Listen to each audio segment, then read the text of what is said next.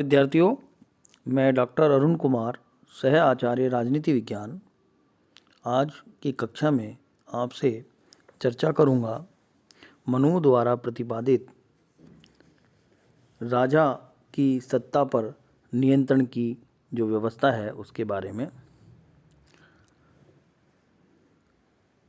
मनुस्मृति में राजा को एक दिव्य पुरुष माना गया है और उसकी दिव्यता को मानते हुए एक प्रश्न उपस्थित होता है कि क्या राजा निरंकुश है, उसकी शक्तियों पर किसी प्रकार का कोई प्रतिबंध लगाया जा सकता है। इस दृष्टि से जब हम मनुस्मृति ग्रंथ का अवलोकन करते हैं तो हम पाते हैं कि मनुस्मृति में राजा को देवतुल्य तो बताया गया है, परंतु कुछ ऐसी व्यवस्थाएं भी सुनिश्चित की गई हैं जिसके आधार पर हम ये कह सकते हैं कि मनुस्मृति में राजा निरंकुश शक्ति धारण नहीं करता है। कुछ व्यवस्थाएं हैं जिसके आधार पर यह तय होता है कि राजा की शक्ति नियंत्रित है, वो मनमर्जी से अपनी सत्ता का उपयोग नहीं कर सकता। इस संदर्भ में जो पहली बात हम कर सकते हैं जिसके आधार पर यह तय होता है कि राजा की सत्ता पर नियंत्रण है, पहली बात यह है कि राजा जो है वो धर्म आधारित दंड को धारण करता है। राजा अपनी दंड की शक्ति का प्रयोग धर्म के अनुसार करता है। यदि राजा धर्म से विमुख होकर अपनी दंड रूपी शक्ति का उपयोग करेगा तो राजा से उसकी शक्तियां छीन ली जा सकती हैं। राजकीय कर्तव्यों की सैद्धांतिक मीमांसा में मनु ने राजधर्म शब्द का उपयोग किया है और इस राजधर्म में यह बात निहित है कि राजा शासन का कार्य करते वक्त राजधर्म की पालना करेगा। राजा कोई ऐसा कार्य नहीं कर सकता जो धर्म के विपरीत हो। धर्म की स्थापना के लिए ही राजा को शक्तियां प्रदान की गई हैं।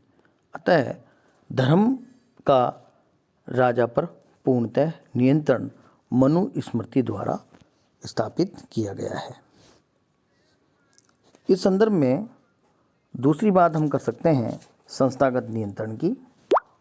मनुस्मृति राजा को शासन की शक्ति के संचालन का अधिकार तो देता है, साथ ही साथ मनुस्मृति में यह व्यवस्था भी की गई है कि राजा अपने मंत्रियों के परामर्श के आधार पर शासनिक कार्यों का संचालन करे।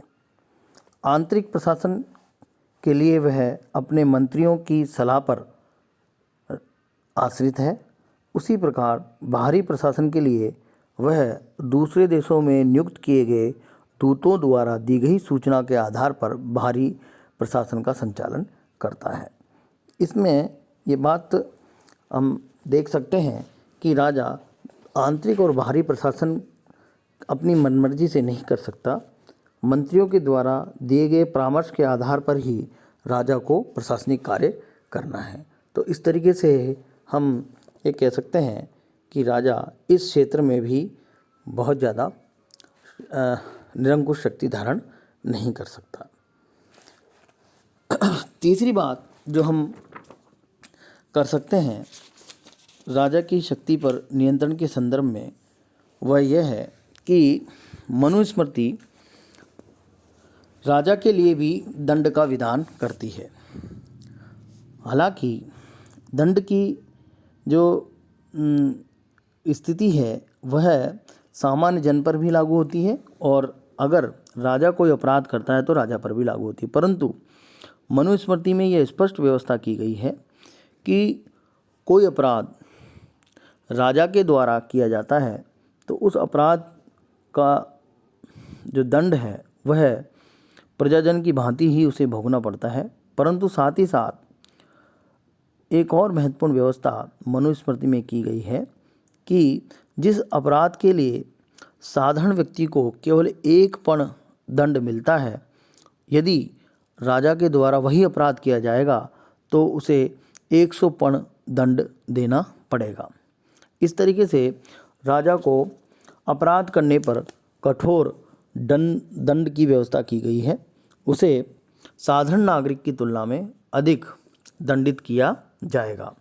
तो इस तरीके से ये व्यवस्था भी राजा की शक्ति को नियंत्रित करती है। चौथी बात जो इस संदर्भ में हम कर सकते हैं वह यह है कि राजा स्वेच्छाचारी शक्ति या निरंकुश शक्ति इसलिए धारण नहीं कर सकता क्योंकि राजा को व्यक्तिगत गुणों से संपन्न माना गया है, उसको प्रशिक्षण दिया जाता है, उसकी एक निर्धारित दिनचर्या है। राजा के पास तमाम प्रकार के विशिष्ट गुण होने चाहिए, जैसे वह विद्वान हो, वह जितेंद्रिय हो, वह न्यायी हो, वह विनीत हो, वह लोकप्रिय हो। ये सारे गुण राजा को धारण करने पड़ते हैं और इन गुणों को धारण करने वाला व्यक्ति कभी भी अन्यायी नहीं हो सकता, कभी भी अपराधी नहीं हो सकता और बगैर इन गुणों के राजपद को वह धारण नहीं कर सकता। तो इस तरीके से जब व्यक्तिगत गुणों की तरफ कोई राजा जाता है तो आपराधिक प्रवृत्तियाँ, आपराधिक मन जो है वो स्वयं ही नष्ट हो जाता है। इसी संदर्भ में हम बात कर सकते हैं कि राजा को समयानुरूप उसके जीवन में आने वाली विकृतियों को दूर करने के लिए प्रशिक्षण दिया जाता है।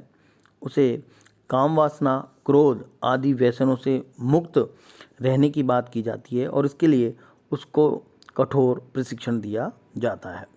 साथ ही साथ भोग विलास और अन्य अनुचित कार्यों से बचने के लिए मनुस्मृति में राजा की एक स्पष्ट दिनचर्या बताई गई है। राजा को अपना पूरा जीवन उस दिनचर्या के माध्यम से जीना है। तो दिनचर्या, कठोर प्रशिक्षण और व्यक्तिगत गुण ये वो तरीके हैं जिससे राजा को निरंकुश शक्ति धारण करने से रोका जाता है। तो इस तरीके से हम कह सकते हैं मनुस्मृति में राजा को देवतुल्य तो माना गया है, परंतु राजा निरंकुश नहीं है, उसकी शक्तियों पर प्रतिबंध लागू होते हैं। Thank you.